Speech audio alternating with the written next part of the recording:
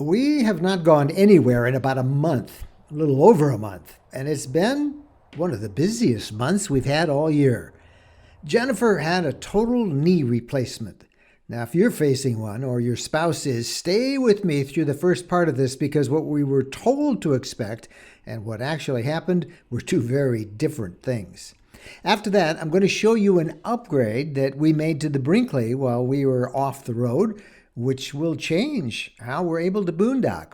And at the end of the video, we'll share you our plans for the rest of the year and why we're pretty darned excited. So let's get into it. How does it feel? Yeah? It feels like it's going to feel better tomorrow. Jennifer put this off for years, and I want her to tell you that part herself because I know a lot of you are sitting in exactly that spot right now.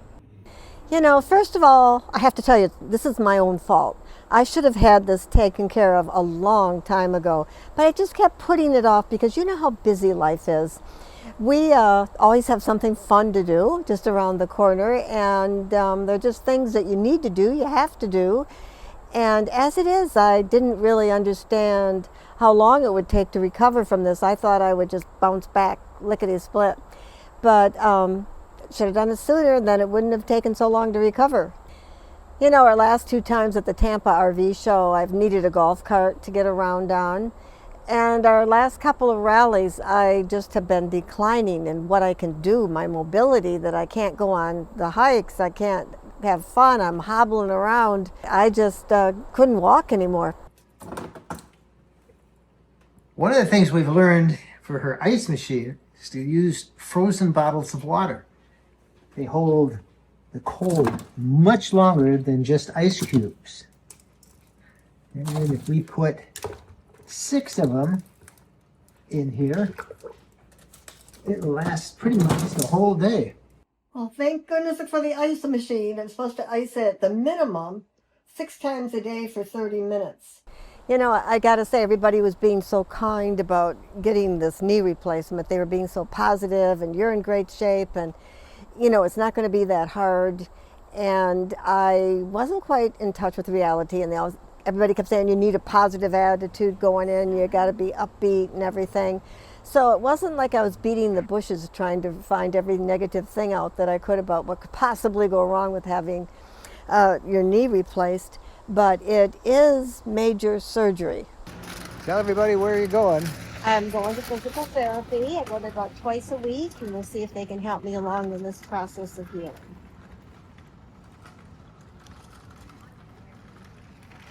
I think the hardest thing for me has been sleep. This has been so uncomfortable, and I'm a side sleeper. I could not find a way to sleep. It was just kind of miserable trying to figure out how I could get comfortable. You know, the pain is much more than I thought it would be. I just didn't know what I was going to expect. It's quite an unusual sensation when your nerves start to attach and grow back together again, and all of a sudden it's like, ow, who hit me with that hot poker? You know? And my shins, and from my knee to my foot to my ankle, you know, everything that you're feeling on your leg as the healing process. Actually, it's quite amazing what your body can do. Okay, so if you're going to need this surgery, the week before you have it done, everything that you can possibly get it done, anything you want to do, get it done, you know, prepare, do whatever you need to do so that you can focus totally on getting better again. I think the first thing that I could do that felt like a real win was being able to walk without a cane or a walker, that steadiness that I can now walk. I think what was really exciting for me was the way my feet were landing, because my one leg had been going out. My foot was going out, and wow, my foot goes straight ahead. This is like a miracle. And actually, that's part of my adjusting, is that I've got to train my back and my hips and my ankles and my feet and everything, that normal is the way people are supposed to walk, not the way that I was compensating just so that I could move from point A to point B. All right, it's taken 3 weeks, but I can do the bike now. I can do the full circle with my legs, frontwards, backwards. It was so funny because the grandkids were here and they were trying to encourage Grandma to do a full circle, and I couldn't do it. And then they came like a day later and I said, how many circles do you think I did? And my granddaughter said, 2. I said, that's right, 100 forward, 100 backwards. And so they were amazed. The amazing Grandma.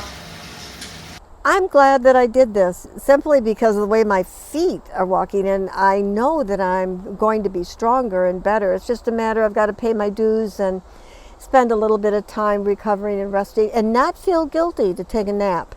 That there's nothing wrong with laying down and taking a nap when you need one. The thing that helps the most, is ice. You got to get the swelling down. That swelling is not your friend.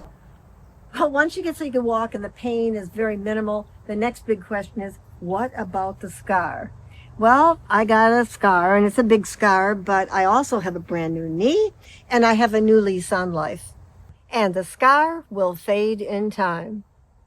Now, my role in all this has been the simplest of all and a lot less impressive. I've been the caregiver, the shopper, the chief dishwasher. One secret I've learned about doing dishes, how to make it easier: use paper plates. The guy who fetches the ice packs and reheats the tea that went cold during set number 3 of her exercises. I know where everything is in the grocery store now, and that is not a skill I expected to develop at this stage of life, but here we are. And in between all that, I actually got a few things done. The big one, I finished the book.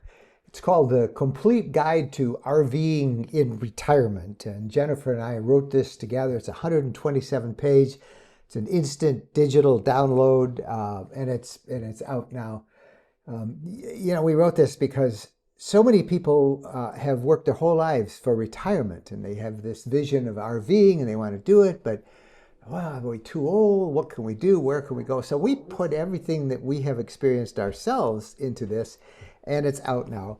It's $24.99, but we're running a special up until August 12th where you can get it for $19.95. So as this video comes out, you got about 5 days.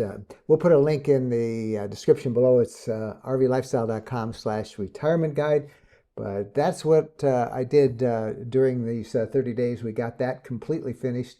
And we'll start working on the next one in the next couple of weeks. Take a little break. Well, one thing has helped me keep my mind off from all this is coming out here and watching our garden grow.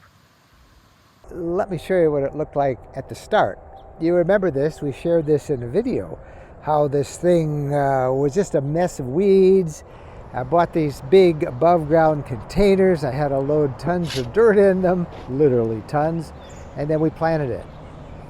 So now I want to show you what it looks like. And this has been great because for so much of our traveling life here over the past decade or so, we've planted a garden, but we've always been gone. We haven't been able to reap the harvest, so to speak. And here are my containers right now. I have been harvesting stuff, oh my goodness, like crazy. We've brought in lots of green peppers. They're growing really well. Let me see if I can get you one of them there. There's one there. There's another plant over there. These are green beans. We had those for dinner last night. They're producing well. These are my eggplants. You see my eggplants? Don't those look great? They have been really fun. I've got cucumbers, and they're growing on the fence. These guys have been delicious. And my tomatoes, it's a jungle. Lots of tomatoes. They aren't quite ripe yet. I've got big beauties over here and some cherries, and we'll show you those. Squash, man, the squash are producing like crazy. I don't know if you can see these guys in there. It's just been such a joy. Okay, now the upgrade. I did a major upgrade to our Brinkley this summer. I was able to sneak away and have that done, and I'm going to show it to you in just a second. But before we do, we want to thank the sponsor of this video, and they're actually one of the big upgrades we did earlier this year. We're talking about the RV mattress from Brooklyn Bedding. They've been a sponsor of ours for years. But I have to say that that is perhaps the best comfort upgrade anyone can do to an RV, is to get a new mattress. We have used a whole bunch of different Brooklyn bedding RV mattresses over the years. We just installed our new queen in this unit, and I got to tell you, it has been a game changer for us. So comfortable, so thick, so comfy. They come shipped in a box. All you have to do is get that box inside.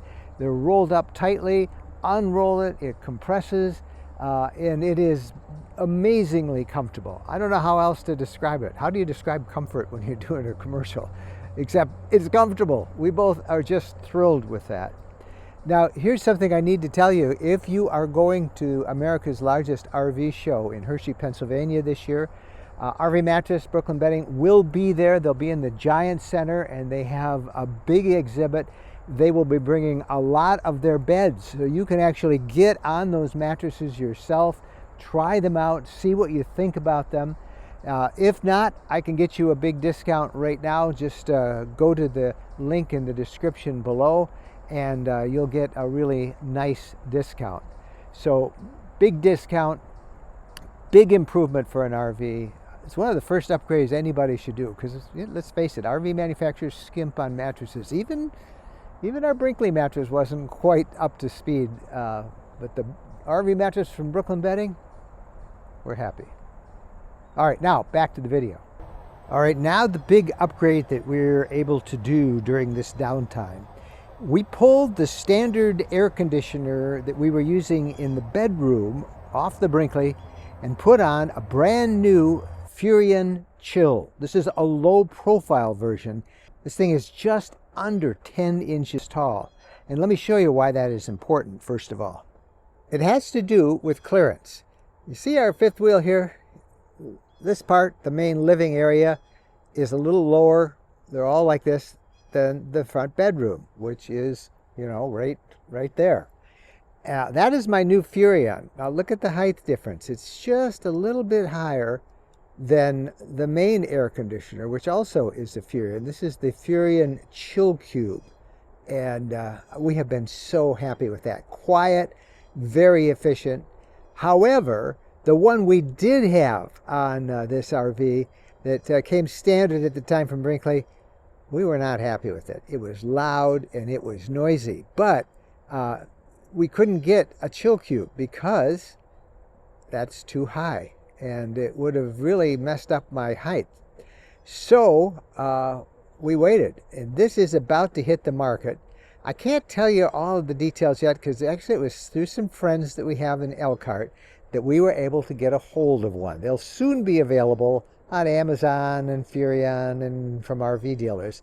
But here's what it looks like, and I'll show you why we like it so much in just a second. But let's go up on the roof. Let me put the drone up and show you it. So the Furrion Chill Cube low profile RV rooftop air conditioner, that's its official name. It has something called variable speed compressor technology, and what it gives you is control over the power consumption. Unlike most single-speed systems that run at full power or they shut off completely, this system can gear down to reduce output levels, using up to 50% or 75% less power. This makes it ideal for off-grid setups, or if you have one of those little small 2,000-watt generators that will run this thing.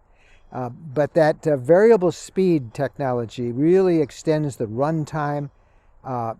It's amazing how it works, because as conditions change, the compressor continuously adjusts to match the demand. So you get strong cooling when it's really hot, and then it slows down a little bit. There's also a heat pump in this, so you have efficient electric heating, which will reduce furnace runtime. It delivers really, I don't want to say silent, because nothing's silent, but very smooth, nearly silent operation. Let me go inside and show you. On the wall, doesn't look that much different. Let me show you just a couple of quick things though. These are little flaps that will come down, and you can get cool air blowing out that way, out that way. You can bring this flap down, this flap. They'll do it automatically. You can lock them if you want. But what I really like about this thing is it's ducted.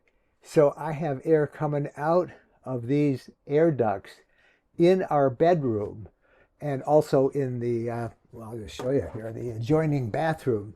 There's a duct right there. So it comes out ducted, and that is always quieter.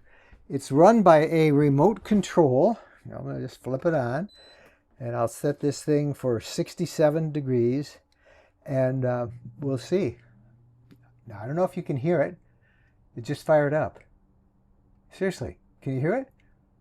That's how quiet this thing is. It's running. I mean, look.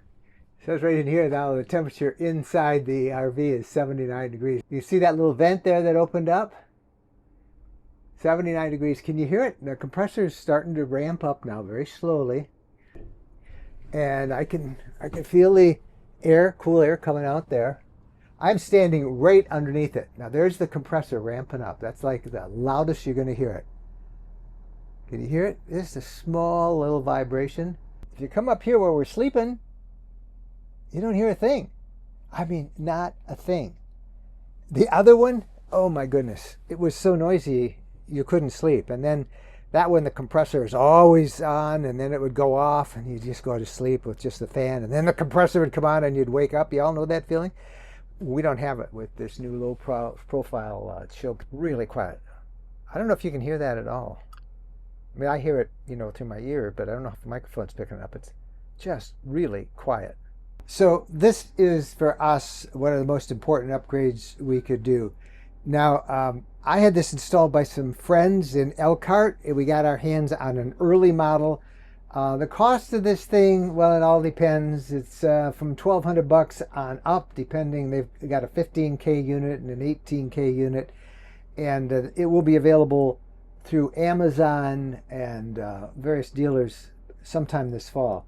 But if, and this, by the way, this isn't just for Brinkley. This is for any RV system. If you have a ducted air conditioning system, it works so great. If you don't have ducted, it'll still work through these vents right here. But we're really excited about this one. I'm into my second month of recovering from the surgery, and I feel like we're moving right along, and it's all going to be good.